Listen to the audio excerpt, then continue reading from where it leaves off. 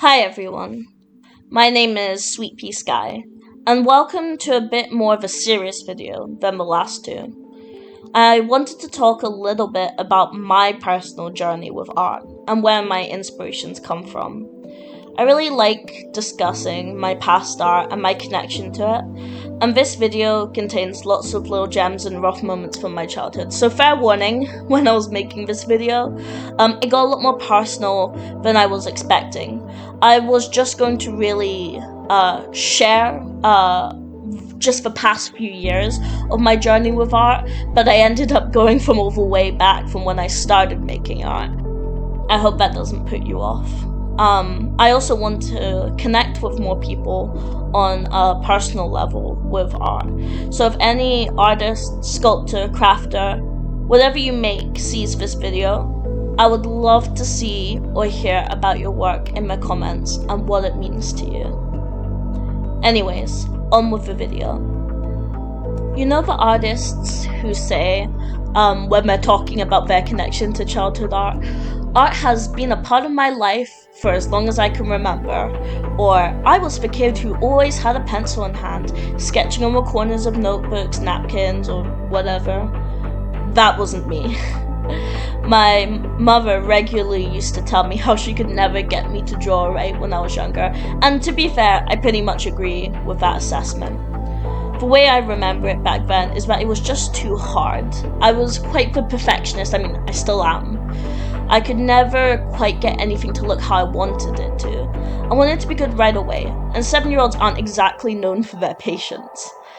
Therefore, I gave up on it, as I wasn't naturally talented at it.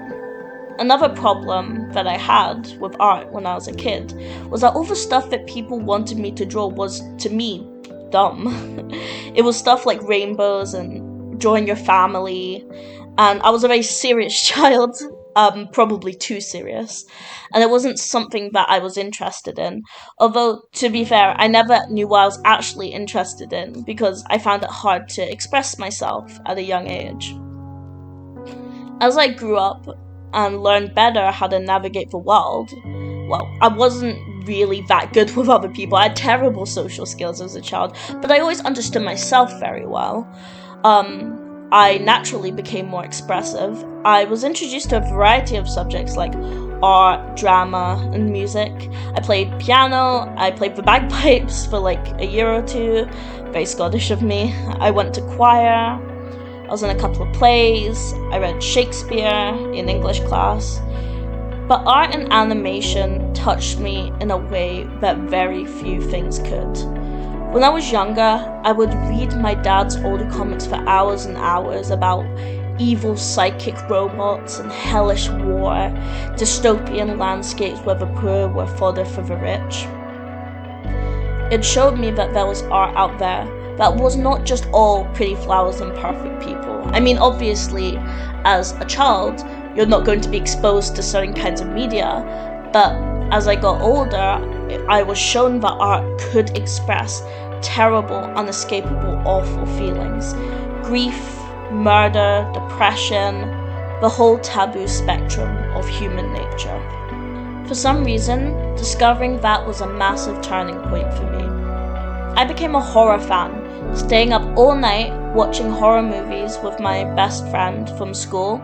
I became an avid Five Nights at Freddy's fan, and I ended up drawing lots of kind of edgy, sometimes gory scenes as a teenager. I'd probably also make up a significant amount of views on old Five Nights at Freddy's YouTube animations. I was always a bit of a loner and a shy kid growing up, and I didn't always know why. So art then became an outlet to express those feelings when my teenage brain wasn't capable. Suddenly, you couldn't stop me drawing. It just exploded when I was about 11 or 12. When I look back at my old school books from them, lots of them are covered head to toe in various doodles from when I was boarding class, which happened regularly. I carried my sketchbook around, I looked up countless anatomy videos on YouTube. Thank God for YouTube, by the way. I'm basically completely self-taught from there. It's an insane free resource. And I even made a couple animations when I was 15. But as I'm sure a lot of you were told, as I was told, art wasn't a viable career. You were never going to make money from it, and nobody would hire you. And because I was such a serious kid, I was so serious about my education. I was planning to go to Oxford to either study medicine or law. I come from a background of high achievers. So in my mind, it didn't matter if I liked art or not. I was going to make lots of money and be successful and famous. And that was the reality in my mind. That was my truth. I woke up every day aspiring to be that. But then COVID hit. My second final year of school, one of the most important in Scotland, was cut in half as the pandemic swept the globe and online learning was instituted. I always knew that I had some issues as a kid with my mental health. Although I couldn't express it at the time, it was always sort of looming in the background, but then they started manifesting in more insidious ways. When COVID happened, we were completely cut off. I lost my friend group, a large part of my support network, a lot of my hobbies I couldn't do. My family also started having some major issues because of this. I fell into a deep depression, so bad that I ended up in hospital a couple times. Art was beside me then. It helped me express those terrible feelings, even though my depression did end up getting worse when I went to university. I felt so isolated and alone. Thankfully, I'm extremely lucky to have met my amazing partner in my first year of university, who's helped me through everything.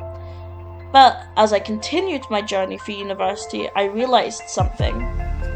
I hated law, so I studied law, although I didn't go to Oxford.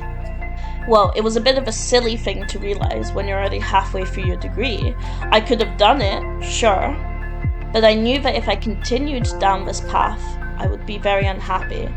And so after I graduated, I made what seemed to be, in the middle of this living crisis, the absolutely insane choice to turn my art into a career.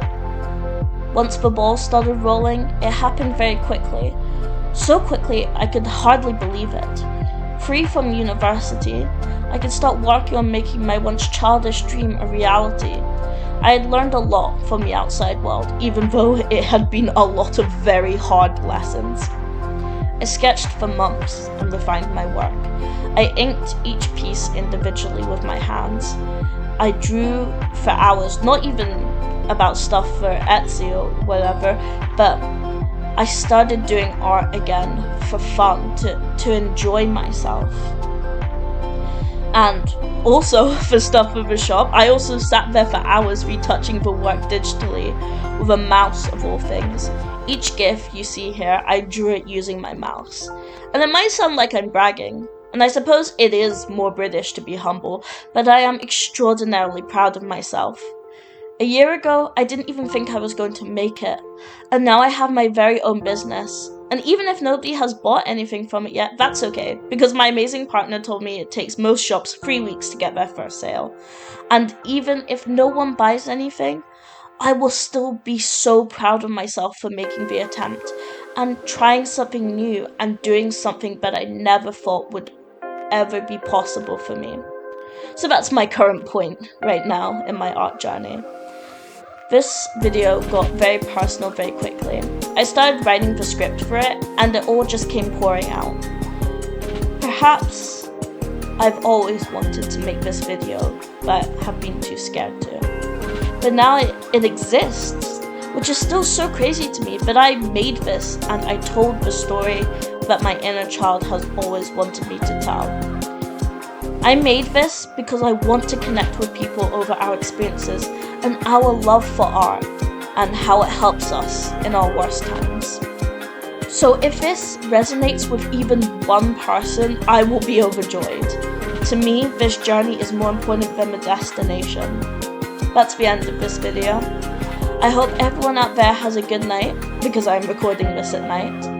And if you're not having a good night, I hope the next one is better. Bye.